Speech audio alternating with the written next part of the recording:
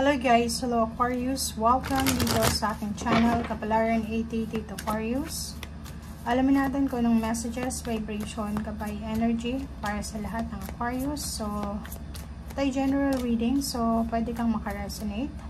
Okay Aquarius, nakikita ko tungkol to sa love life, okay? Hindi ko alam kung bakit sa love life siya, pero sinasabi sir dito na posibleng sa isang okasyon, sa either celebration, pagtitipon, company events, celebration, Christmas party. Pwedeng isang babae ang magsasabi sa'yo na may nararamdaman siya na pagmamahal para sa'yo. Pwedeng may mga secret admirer kayo or secret na nagkakagusto sa inyo na pwedeng malaman nyo kung sino sila ngayong buwan na to. Okay? Nakikita ko rin sa inyo dito na maraming occasion, celebration kayong dadaluhan. Nakikita natin dito na yung iba nakafocus sa relationship nila, intimate.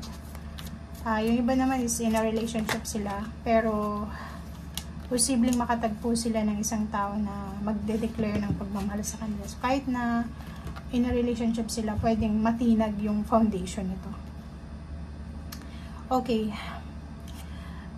Isang Aquarius ang posibleng nasa situation ng imprisonment or pwedeng restrictions, stagnation, parang ganun. So, may stagnant energy silang pinagdadaanan. And isang water sign, Pisces, Scorpion, Cancer, ang pwedeng makatulong sa kanila na matulungan sila para makaalis dyan sa lugar na yan.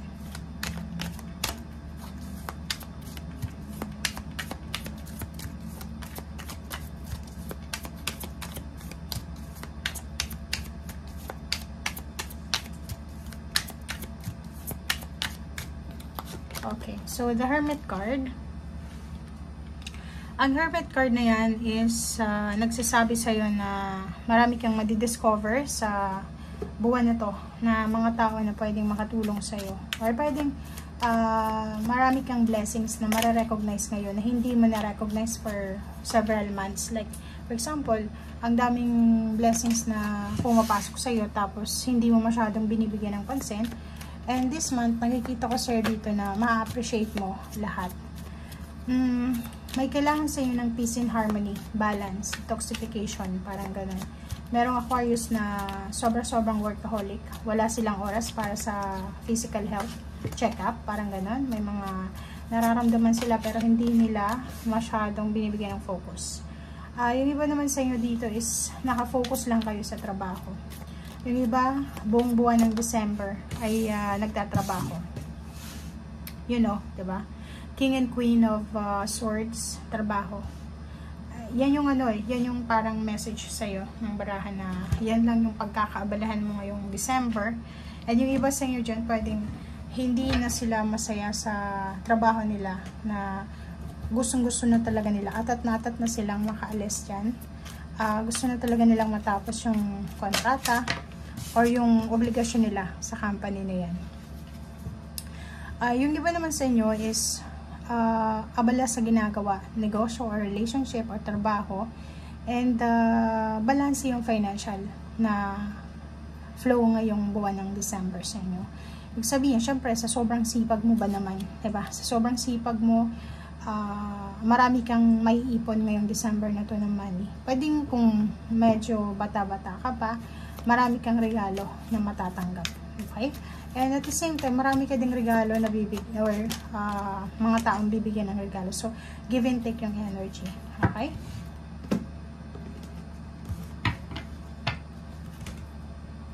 Okay.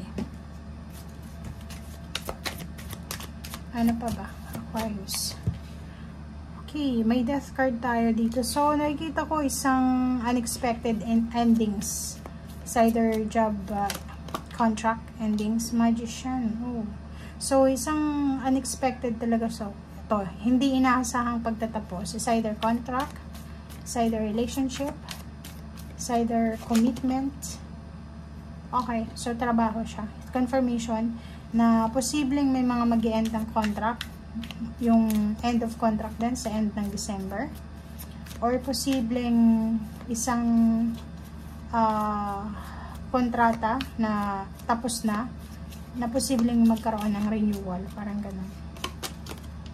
Okay, so nakikita ko siya dito na yung iba sa inyo na gustong-gusto na talagang yung parang sobrang workaholic nila sa trabaho pero konti lang yung perang pumapasok sa kanila. Yung parang sobrang pagod pero hindi worth it yung pagod sa sweldo. Sa katapusan ng December, mayroon kang realization. Marirealize mo sa katapusan ng December na eto na yung perfect right timing para mag-resign ka. Ito na yung perfect timing para lumipat ka sa mas stable na diba? So, it's confirmation. Meron ditong good news tungkol sa travel, tungkol sa relocation, tungkol sa movement. Okay? So, nakikita ko siya dito na may mga plano kayong pag-travel going back sa family. Okay? Pwedeng merong kapamilya na posibleng magse-celebrate siya ng victory. It's either ikakasal siya, magbe-birthday, or pwedeng success siya sa career, or may homecoming, pwedeng galing sa ibang bansa, kaya magte-travel ka back home. So, pwedeng may reunion din, family reunion for the month of December para sa buong pamilya. So, it's confirmation, may relocation, travel, and meron ditong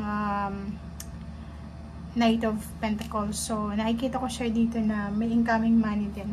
Okay? May pwedeng dala kang pera and at the same time, magta-travel ka sa malayong lugar para sa business or para sa trabaho or para sa investment. Okay. Decision making, maging wise ka daw. Maging wise ka sa mga options mo na gagawin. Huwag masyadong excited kasi ito sobrang excited eh. So, sinasabi dyan sa'yo, Aquarius, na maging matalino ka sa choices na pipiliin mo. Kasi pag hindi ka daw naging matalino, yung pagod mo, 'di ba? Yung puyat, pagod, sakripisyo ay mauuwi lang sa wala. 'Di ba? Andito yung abundance, yung Empress. Sinasabi sa'yo dito na kailangan na prioritize your health, prioritize your mind, yung emotional, psychological, parang ganun. Kasi nakikita natin, meron ditong Aquarius na sobrang workaholic niya. Trabaho siya ng trabaho, pero ang ending, pagod siya. Ang ending, naloko pa siya. 'Di ba? Naloko pa siya sa usaping pera, or yung promosyon na ipinangako sa kanya, salary increase, hindi nangyayari. So, iwasan mo to. Okay? Kasi ito yung pwedeng mangyari sa'yo by the end of the month. Wag mong lolokohin yung sarili mo. Kailangan i-prioritize mo yung sarili mo. Yung kung pagod ka, magpahinga ka. Okay? Kung ayaw mo na, close mo na. Kasi meron ditong death card. So, sinasabi, pag ayaw mo na, ayaw mo na. Okay? So, thank you guys. Bye!